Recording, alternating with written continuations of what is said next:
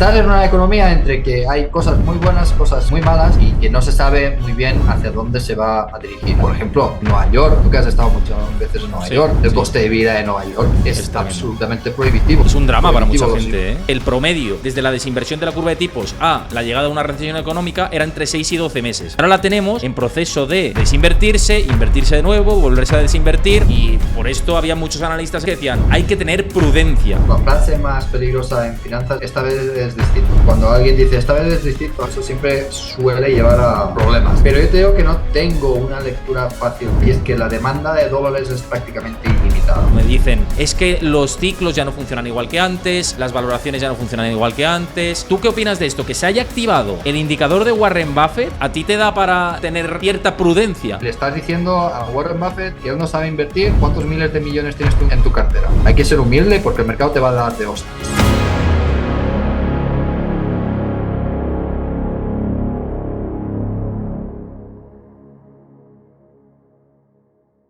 Bueno, por aquí con todos nosotros, y siempre es un placer que vuelva. Ya llevaba tiempo, desde antes del verano, creo recordar, sin pasarse por el canal, y es un placer tener a Edgar Fernández para comentar la situación de la economía en la actualidad, situación de los mercados, que las valoraciones siguen subiendo, tema de economía. Antes de nada, sé que muchos me veis desde YouTube, que subimos esto a posteriori, y si os gustan mis charlas, la única manera de hacerlo visible es que dejéis vuestro like, que os suscribáis. Muchos seguís el canal pero no estáis suscritos, así que suscribíos al canal, dadle a la campanita y dejad un comentario de qué os parece lo que estamos diciendo, lo que dice Edgar, lo que digo yo, en fin, lo que vamos a ir comentando a lo largo de la conversación. Insisto, la única manera de apoyar el contenido es dejar vuestro like, no os cuesta mucho, lo dejáis en paz, tranquilo, y luego veis la charla. Dicho esto, desde que no vienes por aquí, bueno, muchas cosas han pasado, la economía sigue aguantando, y pese a seguir aguantando, todavía sigue la incertidumbre de ¿y qué pasará? Y todo se deteriora, y el mercado laboral va a menos, y la Fed baja tipos de interés, pero va a bajar más, va a bajar menos. En fin, está el dilema de que si esto aguanta sea a base de que la inflación vuelva a repuntar o que haya algún tipo de aterrizaje. No sé, para ti, ¿cuál sería tu escenario central ahora mismo? Porque ya sabes que la economía es una foto que se mueve también. No tengo escenario central, esto es lo que siempre te digo. Yo intento no hacer predicciones macroeconómicas porque son imposibles de hacer. No hay ningún inversor en la historia que haya acertado de forma consistente en temas macroeconómicos, ¿no? Entonces, si prefiero estar del lado de la estadística, y si nadie es capaz de predecir, prefiero no intentar gastar tiempo en predecir. Lo que sí te puedo dar es el big picture, ¿no? Claro. ¿Qué es lo que pienso de la situación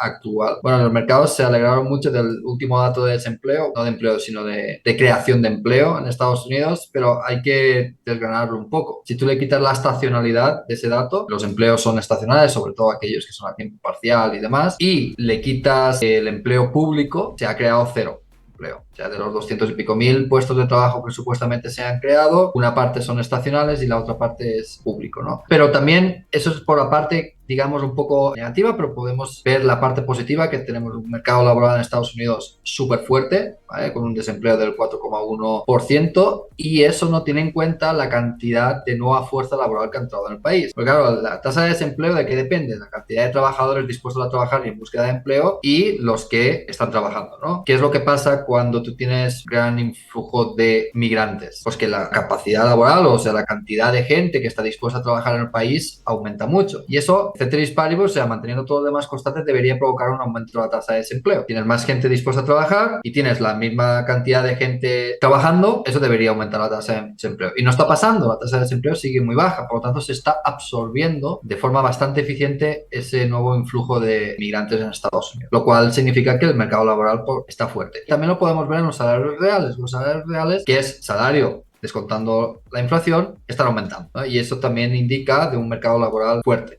Claro, en estas circunstancias dirías, bueno, pues no tiene ningún sentido que los bancos centrales, la Fed en este caso, bajen los tipos de interés, porque es una economía que está calentada, y además en una economía cuyo déficit fiscal es del 6% sobre el PIB. Es decir, el Estado gasta de más un 6%, que es una auténtica salvajada. Y eso lo tienes que comparar con la tasa de crecimiento del país, que es un 3%. De hecho, recientemente se ha aumentado a las expectativas a un 2,9, un 3%, ¿vale? Pero un 2,9, un 3% de tasa de crecimiento en el país con un déficit del 6%, significa que el país en realidad está contrayéndose al 3. Es un análisis simplista porque le tienes que aplicar multiplicador al gasto público versus el privado, tienes que tener en cuenta el efecto crowding out, el efecto expulsión del mercado privado al mercado público, o sea, no es exactamente así, pero para que la gente lo entienda, si tú creces al 3 y tienes un déficit del 6, es que no estás creciendo, a lo que te estás es endeudando. En realidad, el crecimiento sin el déficit sería de -3, ¿vale? Que no sería así exactamente, porque si no hubiera déficit, habría más recursos disponibles para el sector privado, que podrían invertirse de una mejor forma, y entonces podría ser que la economía estuviera en déficit cero y que la economía siguiera creciendo o estando plana, ¿no? Podría ser, pero la matemática es muy simple, ¿no? Y nos encontramos en una situación en que la deuda es muy alta, vamos a tener elecciones en noviembre, ninguno de los dos candidatos parece ser que esté dispuesto a reducir los déficits y el Estado y los Estados Unidos tienen compromisos sociales ya adquiridos futuros que si los tenemos en cuenta, es decir, si tenemos en cuenta los compromisos de gasto público que ya hay a futuro y esos gastos públicos los traemos al presente, porque eso es todo deuda, y calculamos el valor actual de la deuda de Estados Unidos, está más cerca del 200% de que el nivel actual. Pero estamos en una situación de finanzas públicas muy malo. Pero eso se contrarresta con una situación de las empresas relativamente bueno. Tasas de endeudamiento bien, no voy a decir extraordinarias, pero bien. No hay problemas de refinanciación hasta el año que viene y el siguiente. Es 2026 cuando las empresas tienen que refinanciar su deuda. Esa deuda que tienen que refinanciar fueron inteligentes y la financiaron a tipos de interés extraordinariamente bajos. Por lo tanto, la carga financiera actualmente es relativamente estable o baja y unos márgenes que, si bien han disminuido desde el pico en 2021-2022, pues están en un nivel muy sano en general en la economía. Excepto quizás en la parte de pequeñas empresas. Pequeñas empresas que son las que sufren más la inflación porque no tienen esas ventajas competitivas, podríamos decir, para trasladar la inflación a los precios, con un mercado laboral que está muy caliente, por lo tanto han tenido que subir salarios, les ha aumentado por una parte la inflación de sus costes, por otra parte la inflación salarial, no tienen poder para aumentar precios y si esa parte las pequeñas empresas sí están sufriendo y además son las que más están sufriendo la financiación porque las pequeñas empresas no son las que son capaces de endeudarse a largo plazo.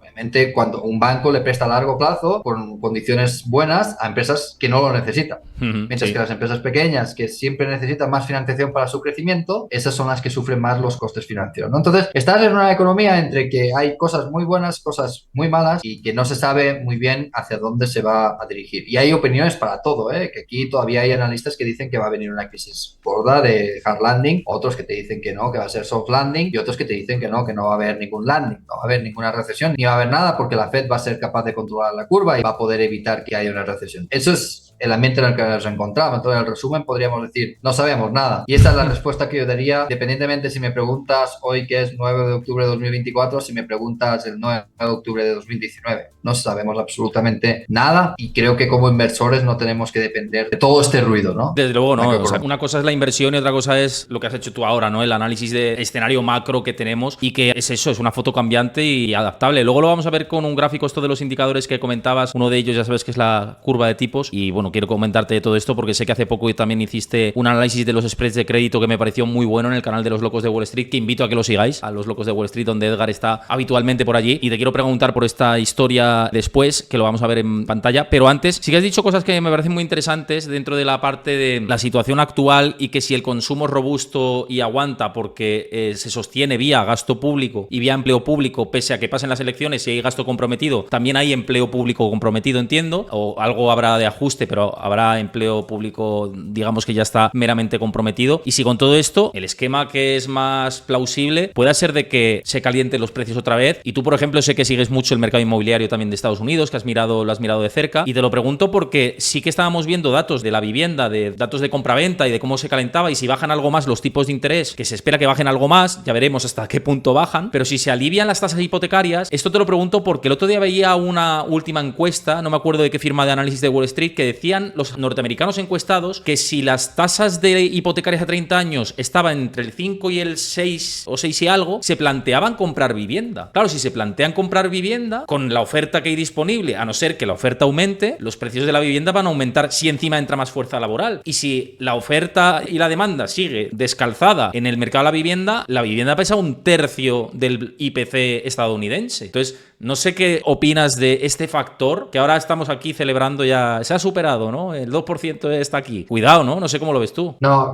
fíjate, es que en Estados Unidos hablar de mercado inmobiliario es peligroso peligroso porque, por ejemplo, para que te hagas una idea, el estado de California es igual de grande que España en Claro. términos de población y demás, ¿no? Y sería, si fuera un país independiente, sería la quinta potencia mundial, solo el estado de California. Y Sí. no tiene nada que ver el estado de California con Texas, por ejemplo. Si miras Texas, estados como Texas o Florida, los precios están bajando, no porque no haya demanda, sino porque se está permitiendo construir. Los estados donde la regulación permite construir y permite que la oferta se acople a la demanda, los precios están bajando, no solo de viviendas, sino también de compras, sino también de alquiler. Mientras que otros estados donde no se está permitiendo construir, donde la regulación es mucho más dura, como puede ser California, pues ahí el precio lo único que puede hacer es bajar por falta de demanda. Y la falta de demanda es que los californianos se están yendo a otros estados como Texas y Florida, pero no hay oferta. Claro, si ahora bajan los tipos de interés de las hipotecas y empieza a volver a haber un poco más de demanda, pues dependerá de qué estado estemos hablando, habrá aumento de precios o no. Texas y Florida tienen proyectos de construcción que podrían absorber, si la demanda no se dispara, ¿no? Un aumento de demanda normal podrían absorber esa cantidad de nueva demanda. Otros, como Florida,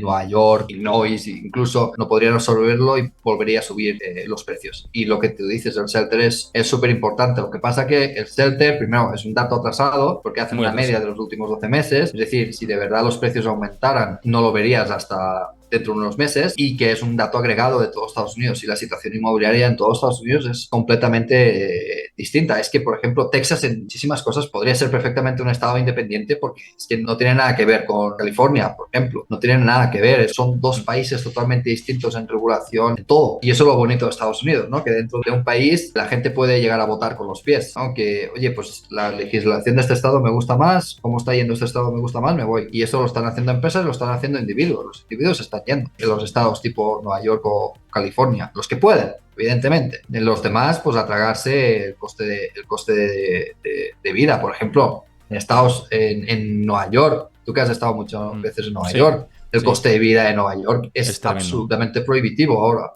Es un drama para mucha gente, ¿eh? Es un drama auténtico. Los impuestos son altísimos, sí, los salarios son altos, pero el coste de vida es enorme. Los groceries ha doblado. O sea, la cesta de groceries en Nueva York ha doblado su precio, su coste, desde 2019. O sea, hay ciertas zonas que son verdaderos dramas, pero la gente poco a poco se está yendo, ¿no? Ves los influjos de gente en Florida, por ejemplo, o Texas, y ves que están recibiendo gente, mientras que otros estados están expulsando gente.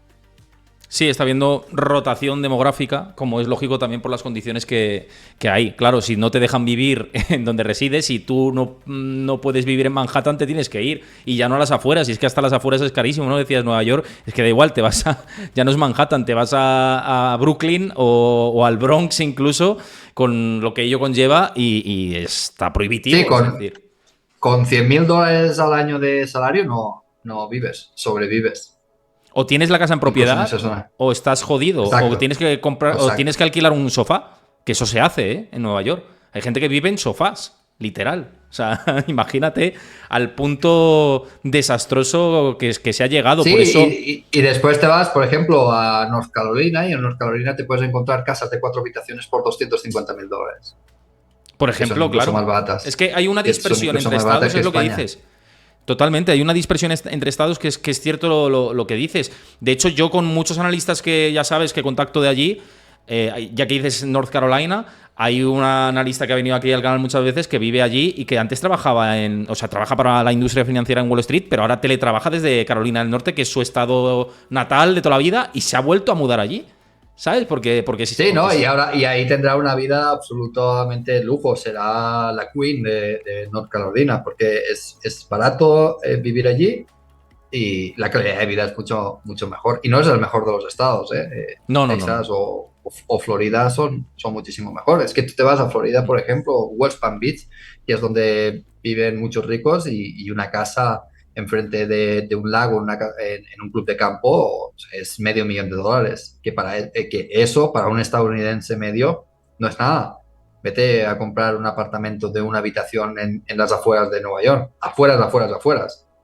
Sí, o vete a Los Ángeles, me da igual, es lo que decías de California, ¿no? Vas a Los Ángeles Los Ángeles, es que Los Ángeles yo estuve en Los Ángeles hace 2 o 3 semanas, ya no me acuerdo, hace menos de un mes. Y cualquier sitio, por ejemplo, en Santa Mónica o en Los Ángeles Centro vamos, ya no te digo Beverly Hills, o sea, exagerado, exagerado. Lo más pequeño, lo más pequeño, lo más pequeño, lo más pequeño, $1 millón.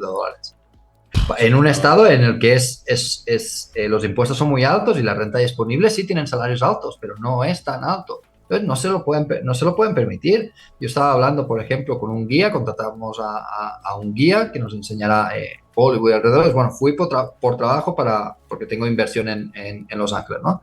Para que me enseñara ciertas cosas. Y el tipo dice, mira, yo como guía turístico, yo estoy ganando $5.000 al mes netos y mi mujer tiene que trabajar para poder vivir. O sea, con $5.000 al mes netos, ¿no? Y tiene que trabajar también la mujer para poder vivir. Con $5.000 al mes en North Carolina eres un dios. Sí, por ejemplo, yo que he estado también en Alabama o en Mississippi y tal, ahí eres el rey del mambo en esos estados. También porque es verdad que digamos que el nivel de riqueza es inferior a lo que tienes en California y demás. En California recordemos Claro, que ahí está. eso es verdad. O sea, si tú Sí, eres emprendedor y tú quieres emprender y demás, tienes que ir a los centros metropolitanos, ¿no? Eso claro. está clarísimo. Pero cada vez hay más tendencia al trabajo a distancia, ¿no? Estamos viendo que las oficinas se están quedando vacías. ¿Por qué? Porque la gente, con la nueva tecnología y demás, se permite bastante trabajar desde casa o desde una oficina que no esté en un centro metropolitano de estos tipos Los Ángeles, Nueva York, Chicago, etcétera, etcétera, etcétera, ¿no? Que puedas trabajar en oficina, pero no necesitas estar en estos sitios. Eso se está haciendo mucho y los privilegiados que puedan tener un tipo de trabajo así, pues viven súper bien, mientras que cuando estaban pues, en estos centros sobrevivían, ¿no? Y eso no, no significa, no estoy diciendo que la situación en Los Ángeles o Nueva York sea difícil, ¿no? Ya nos gustaría a los españoles tener la mala suerte de que el coste de vida sea alto, pero porque los salarios son extremadamente altos, ¿no? Que hay que recordar que el salario medio en Nueva York es como 5 veces el de Madrid, 6 y medio. Que la gente busca en Google, Edgar, salario base abogado Nueva York. Y luego ya, o sea, que la gente lo busque y me lo ponga en comentarios y, Exacto. y que vean lo que gana un salario base de un abogado recién salido de la universidad en Nueva York. O sea, y Sí, bueno, ya si te digo o en un... finanzas, O en finanzas, claro. en finanzas un bulge bracket, o sea, una entidad M&A, analista de M&A en bulge bracket en Nueva York, recién salido con 22 años, estás en 150.000 al año, recién salido. Y es un Mira, salario bajo que te va a aumentar al mínimo, mínimo, mínimo entre 25 y 50% cada año. Y llegar a los 30 años estás en medio millón al año. Entonces sí se puede vivir, pero al final lo que la gente busca es una calidad de vida que no aporta este tipo de ciudades, ¿no? total, total. Mira, por compartir ya cosas que tenía por aquí preparadas, espero que os esté gustando, que además está quedando muy distendido y como Edgar y yo tenemos mucha confianza, pues es como si estuviéramos tomándonos un café literal y hablando de lo que nos apetece, con lo cual yo creo que se traslada ese buen rollo. Dadme un segundito, porque antes hemos hablado de la inversión de la curva de tipos, ligado con la primera pregunta y el primer tema que había abordado, que es de la situación de la economía, y como Edgar sabe el funcionamiento del mercado del crédito de los bonos, pues le quiero preguntar. Así que dame un segundito que lo cambiamos por aquí.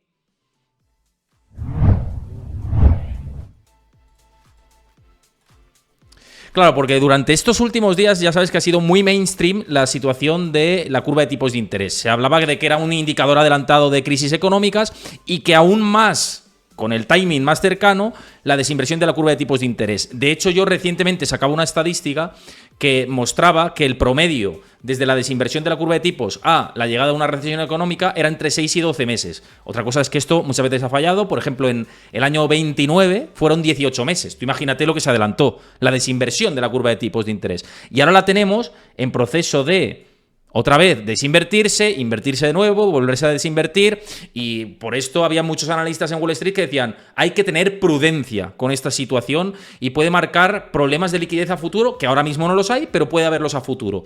¿Tú qué lectura haces de que se desinvierta la curva de tipos después de haberse permanecido invertida mucho tiempo? Mira, la palabra más o la frase más peligrosa en finanzas esta vez es distinto, ¿no? Que Cuando alguien dice, esta vez es distinto, han cambiado los fundamentales y esta vez es distinto, eso siempre suele llevar a problemas, ¿no? Pero yo te digo que no tengo una lectura fácil de esto. ¿Por qué? Porque la situación ahora mismo en el mundo es un poco distinta y es que la demanda de dólares es prácticamente ilimitada. Prácticamente ilimitada. O sea, todo el mundo quiere tener dólares. Y más te juntas con que Europa no está demasiado bien, Asia, algunos países sí, otros no. Entonces, la demanda de dólares sigue siendo muy fuerte, por lo tanto, no podría que no hubiera problemas de liquidez. Eso es una lectura que podrías tener. Y la otra lectura es que efectivamente los inversores en renta fija ya se han posicionado y la posición que toman es aquí en la curva de tipos va a venir una recesión. Ahora, pero hay una tercera lectura.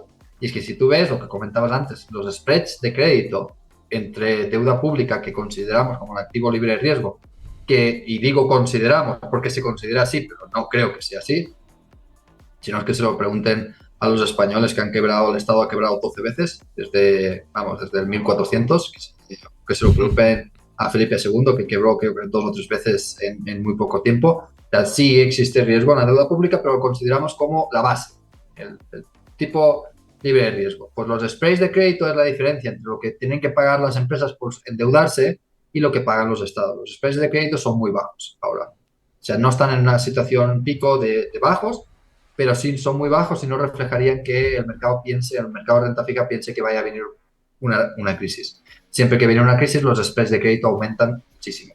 Y la renta fija es el mercado que está conformado por seguramente los más inteligentes del mercado. ¿Qué? Que invertir en renta fija muchas veces, o la mayoría de las veces, lo mínimo para invertir una emisión son $100.000. Por lo tanto, los inversores que hay ahí son de media mucho más inteligentes que los inversores de renta variable. Por lo tanto, es una buena forma de ver lo que está pasando, ¿no? Mirando el mercado de renta fija, ves más o menos lo que está pasando. Y los spreads de crédito están bajos, incluso por debajo de 2019. Entonces, esa tercera lectura te indicaría que no hay ningún problema por ahora. Y los spreads de crédito, si miramos el histórico y te vas, por ejemplo, a 2005, 2006, 2007, los spreads de crédito se adelantaron 2 años a la crisis de 2007-2008. 2 años, ¿no? Entonces, pues ahí lo estás mostrando, fijaros. Sí, aquí por ejemplo se ve efectivamente que 2 años empieza a escalar. Y aquí tenemos los triple C, los triple B y los triple A, ¿no? Y vemos como aquí empieza a escalar, como dice Edgar, antes de que se produzca el estallido de la crisis financiera del año 2008, y en la actualidad es que estamos en niveles ridículos. Muy bajos. La verdad. Estamos muy bajos, muy bajos. Incluso, y esto es investment grade. Si te vas al high yield, sí, que los spreads deberían ser mucho más altos, sobre todo cuando viene crisis, pues los high yield están en niveles normales. Entonces, tienes esas 3 lecturas. Yo con cuál me quedo por ahora con la de los spreads de crédito, que es me gusta más eso que la curva de tipos, porque la curva de tipos depende, o sea, es una función de oferta-demanda que es mucho más internacional. Hay mucho inversor invertido en deuda de Estados Unidos, porque el dólar es moneda de referencia a nivel mundial. Entonces yo prefiero ver los spreads de crédito, ¿no? Que es cuánto están dispuestos a pagar los inversores por correr el riesgo de prestarle dinero a las empresas. Y los spreads de crédito están bajos. Por lo tanto, por ahora, mi escenario central, si quieres que me moje, es que no va a haber demasiados problemas económicos. Lo único con los spreads de crédito, que además vi el programa este que comentabas un poco esto con los compis de Los Locos, es que es cierto que si se producen tensiones en la parte del crédito, es como muy acelerado. Es decir, que en muchas ocasiones es como un efecto dominó y que va todo muy rápido. Entonces, lo que pasa es que estamos en niveles tan bajos que a poco que te tiene que dar señales un poquito más arriba. Es decir, que hay margen de maniobra, pese a que vaya muy rápido, ¿no? Pero es verdad que sube muy rápido, que cuando ya quieres subir, mira, estos son los de high yield, en cuanto no te das cuenta, es verdad que aquí te da una señal, mucho antes en 2020, por ejemplo, pero luego cuando no te quieres dar cuenta ya estás en niveles en la luna. Bueno, también fue por la pandemia esto, hay que tenerlo en cuenta, por muchos impagos, ¿no? Pero que es muy rápido, se acelera mucho. Sí, bueno, pero lo de la pandemia es un periodo histórico, sí, que la pandemia yo lo quito de todo análisis siempre, porque... Sí, mira, en 2008 lo que dices tú, te da señales antes, repunta bastantes meses antes. Claro, la pandemia es que tú por orden y ley de mandato imperativo del gobierno se cierra la economía. O sea, eso, si vuelve otra pandemia podría pasar, pero eso no va a pasar en términos normales, ¿no? Y lo que te dices, 2007-2008, una crisis tremenda, pues te avisa el mercado de renta fija te avisa mucho antes, ¿no? El nivel de liquidez que hay en los mercados se ve ahí. Que es que el problema cuando vienen las crisis de crédito, ¿no? Que son las más fuertes, se acaba la liquidez, entonces no solo tienen problemas las empresas que tienen problemas, sino aquellas que no tienen problemas también los tienen. Porque tú puedes tener una empresa sin problemas y que tenga que renovar su deuda y si el mercado se seca y el spread de crédito aumenta muchísimo, una empresa que podría ser perfectamente solvente, de repente se vuelve mucho menos solvente porque necesita esa financiación. Imagínate una empresa súper buena que está endeudada una vez de vida, pero le vence justo la deuda o una vez de media EBITDA le vence justo el año que viene. El año que viene hay crisis de liquidez. Pues aunque no esté endeudada, va a tener que pagar un coste mucho más alto porque no hay liquidez. Claro. Y una empresa que podría estar bien pasa a estar mal, simplemente porque no hay liquidez. Y el no haber liquidez lo que provoca es que bajan las inversiones en capital, ¿vale? O sea, bajan las inversiones, eso tiene un efecto descendente, porque la inversión de capital es como la zona más alejada del consumo, ¿no? Pero va bajando, va bajando, va bajando, va bajando, va bajando, se crea desempleo, los desempleados dejan de consumir y eso vuelve a subir para arriba.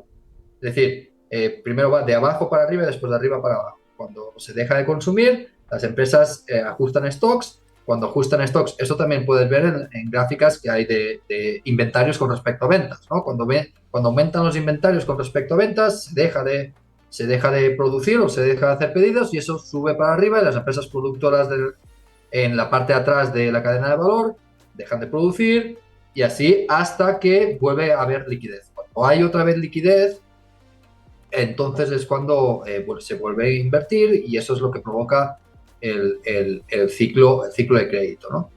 Y yo creo que no estamos en una situación en la que haya problemas de crédito. Fijaros los spreads, es que están bajísimos. Hay o exceso de liquidez, que eso podría pasar, que hay exceso de liquidez y que los inversores están tomando demasiado riesgo, que eso podría pasar perfectamente, o la demanda solvente. Yo creo que es un análisis dual que es muy interesante y que seguramente seguiremos comentándolo durante todo 2025 porque los spreads de crédito es un indicador que hay que fijarse para ver el estado de la salud del sistema, en definitiva, ¿no? Pero antes de seguir y antes de continuar con diferentes cuestiones, recordaros que hemos hablado antes de posibilidad de inflación, posibilidad de que la macro en 2025 siga teniendo incertidumbres, ahora vamos a verlo también con algunos otros gráficos, pero recordaros que para protegeros de la inflación, para protegeros de las incertidumbres ocasionadas por los gobiernos, etcétera, lo que hay que hacer, y esto Edgar también lo defiende, es movilizar el dinero, es ahorrar y movilizar el dinero. Una de las maneras para evitar la erosión que nos provocan desde los estados, que ya sabes esto, siguiendo con el esquema y centrándonos en los mercados, que no hemos hablado nada, ha sido muy mainstream esto que te voy a poner por aquí, que a ver qué te parece, y ya que muchas veces, incluso en privado, hemos hablado de Warren Buffett, conocerás el famoso indicador de Warren Buffett, el famoso Wilshire 5000 to GDP ratio, ¿no? Que al final lo que muestra es el desacompasamiento entre las valoraciones bursátiles y el ciclo de la economía. ¿Y qué ocurre con esto? Pues que estamos en niveles de 197%, por encima del 100% es mucha sobrevaloración con respecto al ciclo económico y estamos casi el doble. Hay muchos usuarios que me comentaban cuando compartí esto que simplemente es información y que puede ser que lleven razón, pero me dicen es que los ciclos ya no funcionan igual que antes, las valoraciones ya no funcionan igual que antes, en fin, etcétera. ¿Tú qué opinas de esto? Que se haya activado el indicador de Warren Buffett, que nos dice que estamos en una situación de sobrevaloración súper extrema, ¿a ti te da para tener cierta prudencia con el comportamiento del mercado generalizado? Es que no tengo opinión nunca sobre el comportamiento generalizado del mercado. Se basa, el mercado general, o índices como el S&P 500 tiene una correlación casi de 1 con el nivel de liquidez de la economía, ¿vale? Son medidores de liquidez, ¿no? Y la liquidez depende de los balances de los bancos centrales. Entonces, no tengo una visión de si el mercado está sobrevalorado o no en términos generales, tomando como referencia el S&P 500. Tienes empresas que sí están a múltiplos muy altos, pero que tienen márgenes y expectativas de crecimiento muy altos, entonces podría perfectamente estar justificado la valoración que que tienen, sí, cotizan a 30, a 40 veces las Magníficas 7, pero es que crecen mucho y tienen márgenes muy altos. Entonces, podría estar justificado. Yo no miro este tipo de empresas, pero por otro lado, las empresas que a mí me interesan, hay oportunidades buenísimas. Hay mucha divergencia dentro del mercado. Ahora, sí que voy a hacer un comentario por aquellos que te dicen, no, es que las valoraciones ahora son distintas y todo eso. Sí, Show como me the que ahora money, nos ¿no? centramos en Sí. negocios growth, escalables, infinitos y... Show me the money. Show me the money. ¿Cuánto dinero tienes? ¿Cuánto dinero has ganado? No me importa lo que hayas ganado estos últimos 3 o 4 años. ¿Que eres consistente?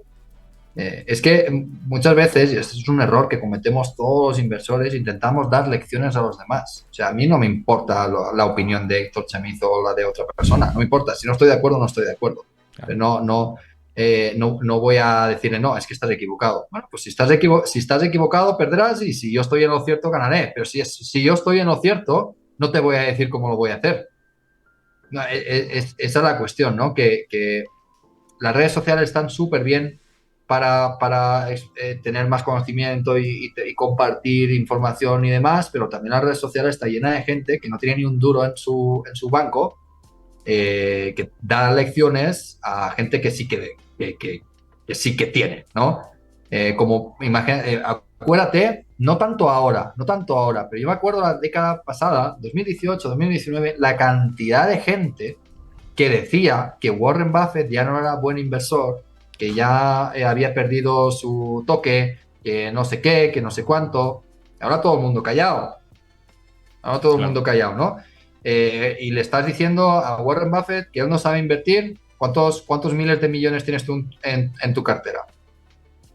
Porque, vamos, para decir que eres mejor que Warren Buffett me lo tienes que demostrar, ¿no? O que sabes más. Todo el mundo se equivoca, ¿no? Pero cuando nos centramos en disparidad de opiniones, de que esto no es así porque yo lo digo, bueno, pues que te vaya bonito, ¿no? Que te vaya bien. Y yo creo que falta mucha humildad y falta mucha honestidad dentro de este mundo financiero en el que ahora en cualquier barra de bar se opina desde una cuenta de 10.000 euros, ¿no? Primero, eh, hay que ser humilde porque el mercado te va a dar de hostias continuamente. Los cruces con la realidad que vas a tener en tu vida como inversor van a ser enormes y los afrontas de forma humilde y siendo consciente de que no sabes todo y si digamos que la información entera del mercado es 100, tú no vas a saber más de 0,1 o 0,2, no vas a saber.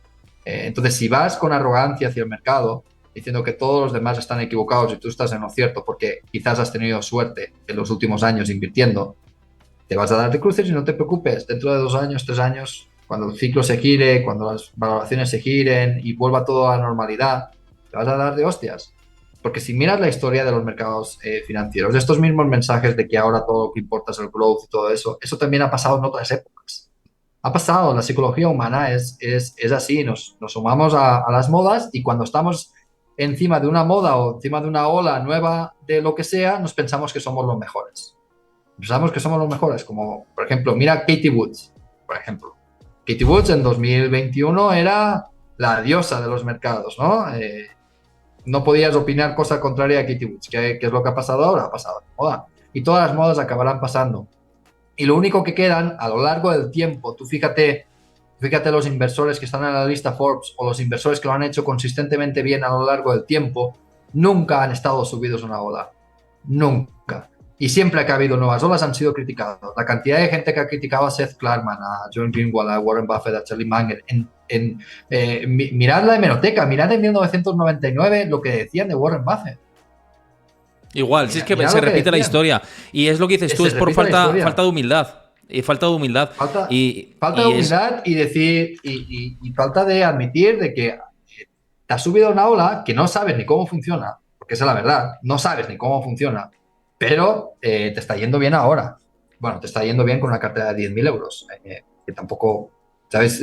Tampoco has demostrado demasiado.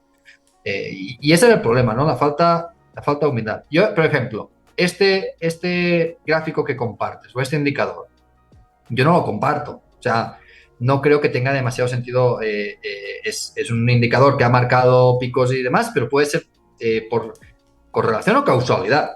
Entonces, este gráfico, por ejemplo, yo no lo miro. Y es mi opinión. A lo mejor estoy equivocado o a lo mejor no estoy equivocado, pero yo no voy a decirte, Héctor, no utilices esto porque esto está pasado de moda, ¿no? O sea, si te va bien, perfecto. Si te va bien, perfecto. Y si te va mal, pues te va mal. No voy a hacer, ¿sabes? Es que está la otra parte, ¿no? Que cuando te va mal o cometes un error, te machacan, como si los demás no cometieran errores. Parece ser Hablando, que es solo... hablando de errores, porque, mira, esto me parece que es muy útil también de cara a la audiencia y que ya que estamos hablando de humildad, porque siempre, bueno, creo que de hecho la primera vez que viniste aquí te pregunté o hablamos mucho de una de tus mejores inversiones, que es GameStop y que te permitió pues lanzarte quizá al mundo mainstream más en aquel momento en el que pues empezó con el rollo de Wall Street Bets, que tú entraste antes por una teoría fundamental, que además está en Y los me salía vídeos. antes, o sea, yo en GameStop gané Efectivamente. dinero, pero yo no disfruté la locura esta de Reddit y todo eso, yo eso No, no, no no, lo no, no. disfruté. Pero no iba a esto, iba precisamente a si te acuerdas, igual que sabemos que esa es una de tus mejores, si te acuerdas de algunas de tus peores, que te hayan ayudado a Claro, aprender. claro que sí, de hecho yo siempre hablo mucho más de mis errores que mis aciertos. De hecho, mis aciertos normalmente la gente no los conoce, los errores sí. Uno de mis mayores errores en los últimos años es una empresa que se llama Unfi, es un distribuidor de comida que se estaba beneficiando de la inflación y no supe ver lo que le iba a pasar cuando la inflación bajara. No lo supe ver los problemas de la cadena de suministro que iban a sufrir. No lo supe ver y es una empresa que la primera vez que invertí en ella le saqué bastante dinero y después bajó, volví a comprar y perdí. Y ahí perdí. Tenía parte de la posición cubierta y las pérdidas las limité un poco, pero perdí. Y es el mayor error de inversión que he tenido los últimos años. Y de ese aprendí muchísimo. De ese error de inversión aprendí muchísimo. De hecho, hice un programa especial en YouTube solo hablando del error de inversión y de lo que no fui capaz de ver. Y eso es lo que te marca, esa cicatriz es lo que te marca y seguramente, y espero que así sea, en el futuro no volveré a cometer ese error de inversión con esas mismas características, ¿no? De no haber visto bien la cadena de suministro de esta empresa, cómo funcionaba, ¿no? Las necesidades de CAPEX, estaba viendo inflación de CAPEX, porque tenían necesidad de renovar equipos, y eso mezclado con la forma en que ellos tienen los contratos con los clientes y los proveedores, les hacía que cuando la inflación bajara, los márgenes se estrecharan, pero el CAPEX seguía subiendo, ¿no? Entonces, eso se constriñó muchísimo la capacidad de generación de caja y ahí cometió un error. Ahora la compañía tiene una nueva directiva está mejorando. Desde mínimos ha subido más de un 200%, ¿no?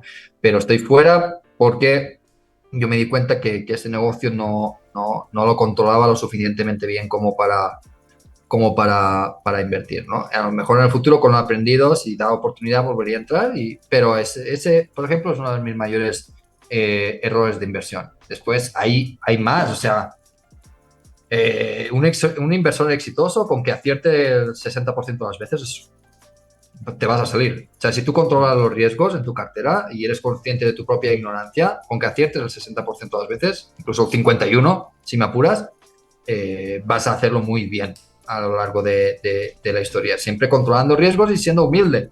¿Qué es lo que por ejemplo, me salvó de Unfi? Fui humilde en cuanto me di cuenta de que aquí hay cosas que no estoy sabiendo ver y que no estoy entendiendo, me salgo.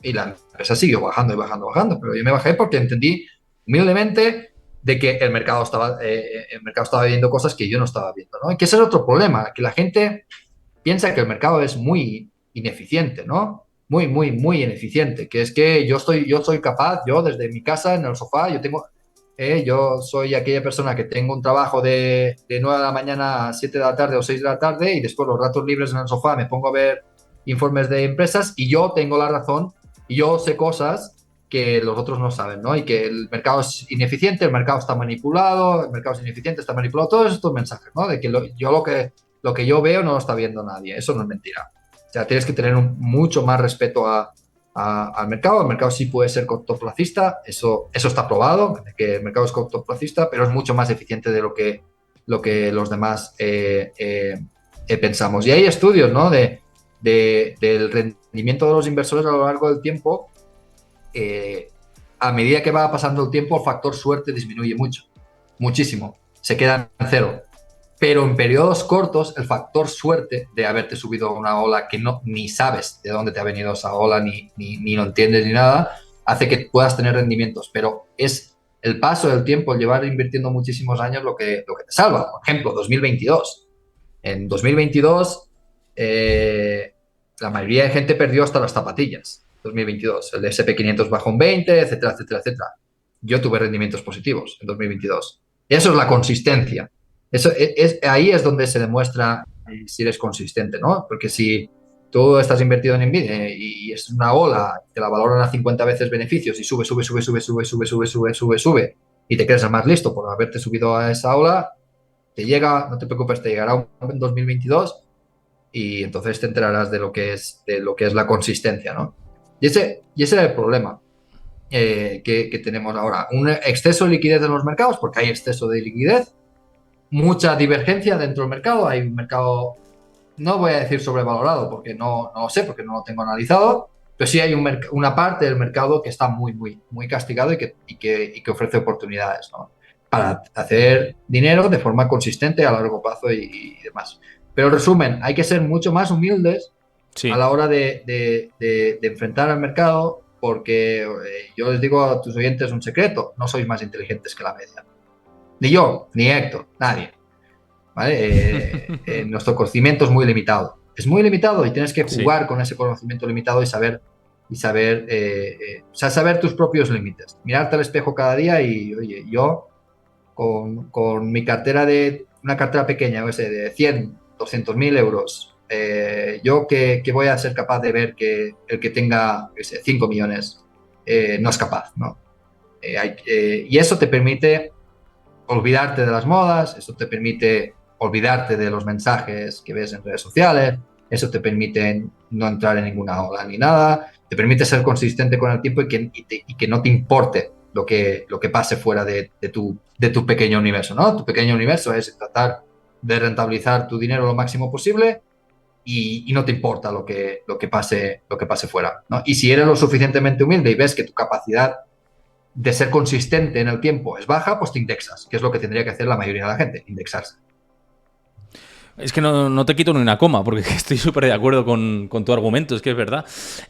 Como de oportunidades vas a hablar en un reciente debate que vamos a tener próximamente en exclusiva en mi canal de YouTube dentro de unas semanas, que sepáis que Edgar está aquí en una charla que hemos tenido compartida, que estamos editando ya, y que hemos hablado también de oportunidades y asset allocation y demás, así que eso os lo veis en mi canal de YouTube pronto. Y voy a dedicarme a preguntas que nos han dejado, como del Olmo, que se ha suscrito al canal y que te doy muchísimas gracias por suscribirte, que siempre es un placer que aumentemos aquí la comunidad. Decía que corazonada de Edgar para las elecciones de Estados Unidos y que me decía que a mí también, que pensamos que va a pasar. Esto ya sí que es tirarse el triple, porque no sé qué piensas tú. Ahora, encima has estado aquí en dos estados diferentes. No lo sé, no tengo ni idea. Si miras Polymarket, le dan ventaja a Trump. Si miras encuestas, algunas encuestas le dan. No tengo ni idea. Ni idea. Lo que sí estás viendo en algunas empresas, por ejemplo, GeoGroup, que es una empresa que yo conozco bien, que invertí en su momento y ya desinvertí. Esta empresa, si miras la volatilidad implícita de las opciones, es exagerada.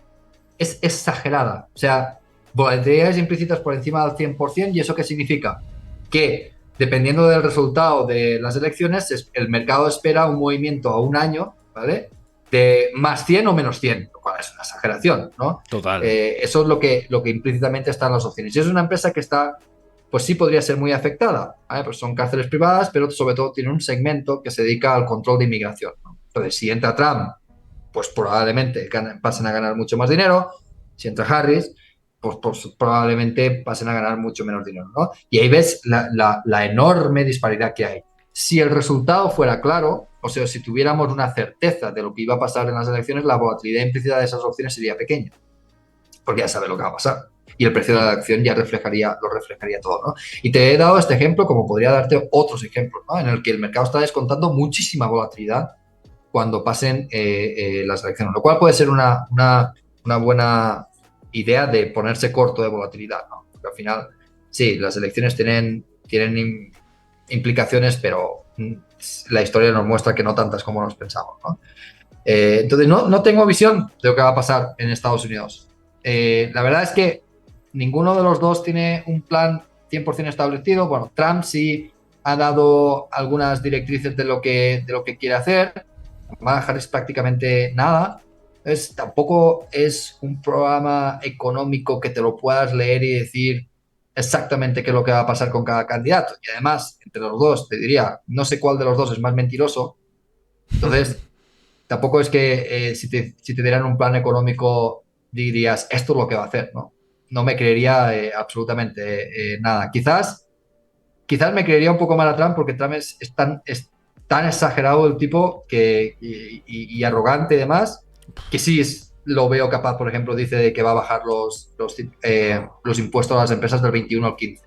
Sí me lo creo, y además ya los bajó cuando fue presidente, ¿no? Eso sí puede ser, Y eso sí otros, puede ser que pase. y eso sí puede ser, ¿no? Ese tipo de cosas de voy a hacer esto, concreto, sí te lo puedes creer. Lo demás, Sí, bueno, lo de no me construir el creo. muro y no sé qué, como en la legislatura anterior y tal. Y, bueno, es que yo creo que fantasean mucho, los Nada. políticos, ¿eh? Claro, pero fantasean mucho porque la población es fantasiosa. O sea, Claro, al final el político es una representación de la sociedad. El político tiene un equipo de asesores muy bueno, muy inteligentes, que le dicen lo que tiene que hacer y lo que tiene que decir para intentar llamar a la población. Entonces, si tú crees que los políticos son estúpidos, es porque la población es estúpida. No es nada más. Porque si la población fuera inteligente, no permitirían que hubiera un estúpido presentándose a las elecciones. La población quiere circo, pan y circo, ¿no? Por lo menos en Estados Unidos, que están muy adormecidos, ¿no? sí. Porque claro, o sea, podemos tener nuestra opinión personal de los candidatos, pero yo creo que estaremos todos de acuerdo. ¿Son los mejores candidatos que cada uno de los partidos podrían presentar? No, no. O sea, el Partido Republicano tiene candidatos muchísimo mejor. Por ejemplo, el vicepresidente, el que se presenta para vicepresidente con Trump. O sea, muchísimo mejor que Trump. Y el Partido Demócrata tiene entre sus filas a gente muy buena. Entonces, pan y circo, en representación de la sociedad. Y no sé qué efecto va a tener en las bolsas. Ni me planteo mirarlo. Bueno, de hecho, en Locos vamos a escribir un informe de todo lo que puede que pase, de todos los escenarios que puede que pase, pero te digo que es imposible. Es imposible. Hay que ser más humildes y no. Es solo un casino, ¿no? Intentar ver lo que puede pasar o lo que no puede Yo ni pasar es un idea. casino. Yo estoy Porque contigo, si ni tú vas, idea. Sí. imagínate, Héctor, tomas una posición que se beneficiaría si sale Trump y sale Trump, ¿vale? Entonces ganas. ¿Te crees más listo? No, has hecho una apuesta al rojo o al negro. No, no eres más listo. Has hecho una apuesta al rojo o al negro. Claro. No eres listo. Y además que justamente lo que dices, que en estas elecciones que puede pasar de todo, ya que me preguntas la opinión a mí, yo estoy un poco como Edgar, yo es que no tengo ni idea. Sí que tengo la sensación, y no me voy a mojar mucho, de que quien gane Pensilvania va a ganar las elecciones en general, me parece que es el estado clave, antes era Ohio y demás, ahora yo creo que es Pensilvania, tiene 19 delegados, si mal no recuerdo, y tal y como está de igualadas las encuestas, me da la sensación de que es el estado bisagra absoluto de lo que pueda pasar en el conjunto de las elecciones, ¿no? Entonces, casi que si miras los resultados de Pensilvania, vas a dar con la clave de quién va a ganar. Y ahora mismo las encuestas dan algunos a Kamala Harris vencedora en Pensilvania y otros a Donald Trump. O sea que yo creo que va a estar muy igualado. En cuanto a economía, yo creo que los dos son entre lo malo y lo más malo. No son malo, pero malo. Los dos van a expandir la deuda, van a expandir el déficit. Uno quiere bajar los tipos al menos 20 si fuera por él, que es Trump, y eso pues ya sabemos el componente inflacionario que pudiera tener. También súper proteccionista, también inflacionario. La otra parte, que es la demócrata, favorable a más carga impositiva, con lo cual restricción también, aparte del crecimiento empresarial, más apuesta por el sector público, también lastre y zombificación a futuro de la economía, con lo cual opinión personal, ya me conocéis, no me caso con ninguno de los dos. Yo, por suerte, no tengo que votar en esas elecciones porque en fin, por suerte no voto en ninguna, también os digo, y ya está. No tengo nada más que decir, que asépticamente digo que puede pasar de todo, pero esto es como no decir nada. O sea, que cada uno que diga lo que quiera. O sea. Sí, pero es que fíjate, Héctor, es que es verdad que cuando una persona es objetiva en sus argumentos, normalmente no dice nada que sea útil. ¿Por qué? Porque lo racional y lo sensato es no tener opiniones fuertes sobre nada. Claro. Porque cuando tienes opiniones fuertes sobre algo es cuando te la pegas. Sí, es que es Es, verdad, es es, verdad, es verdad. tienes que ser muy neutro, muy humilde, siempre estar en continuo aprendizaje, ser consciente de tus propios límites, de tus sesgos y ir con el flow, que yo digo, ¿no? Ir con el flow y estar continuamente aprendiendo. Pero si tienes opiniones fuertes, alguna vez acertarás, pero te equivocarás la mayoría. Sí, tendrás personalidad, que yo es verdad que en muchas cosas tengo opiniones fuertes, pero luego también te equivocas, ¿no? Y te das cuenta de que, hostia, igual no tenía que haberlo comunicado de esta manera, transmitido de esta manera, o tenía que haber sido un poco más cauto, ¿no? Pese a que todo apuntaba a esto. No, no hace falta, fíjate, no hace falta ser cauto. Tú puedes tener una opinión fuerte, pero yo siempre digo, mira, esta es mi opinión hoy, mañana la cambio. Claro, Porque si eres lo suficientemente humilde, puedes tener una opinión fuerte, mañana sale un dato nuevo, has estudiado más, cambias de opinión y listo. Y eso es mucho mejor que mantenerte en tus 13, ¿no? De que el mercado es el que está equivocado y no yo. completamente, sí, sí. Bueno, ya vamos a ir cerrando. Simplemente que había aquí partícipes tuyos del fondo que decían que estaban tranquilos escuchándote, así que transmitírtelo, que parece que tus acólitos están ahí contentos con tu gestión y con tu gestión, asesoramiento más bien, hay que dejarlo, puntualizarlo bien. Están contentos con tu asesoramiento y pues eso, que están tranquilos. Y nada, que hasta aquí lo dejamos. Yo creo que un placer, que hemos tratado un montón de temas. Habrá más en la charla, que ya os digo que va a ser un debate compartido que os va a gustar mucho, en exclusiva en mi canal de YouTube. Edgar, como siempre, ya sabes que esta es tu casa y un placer tenerte por aquí. Y pronto ya de vuelta a España. O sea que habrá que verse. Sí, Pues lo dicho. Un abrazo a todos, espero que os haya gustado, que si lo veis desde YouTube que dejéis vuestro like, que os suscribáis al canal y que dejéis vuestro comentario, echadle un ojo a la plataforma de Freedom, que antes os lo he pasado por ahí, que lo tenéis fijado en YouTube y en la descripción del vídeo. Creo que merece la pena que le echéis un ojo y que miréis la plataforma para huir de esta estafa que nos están metiendo los gobiernos que antes decíamos. Y nada, que simplemente nos vemos mañana a las 5 de la tarde hora española, estaremos por aquí con Robert Sanz. Así que muchas cosas de las que hablar. Vamos a ver cómo evolucionan las jornadas. Y nada, que tengáis buena tarde a todos y nos vemos mañana.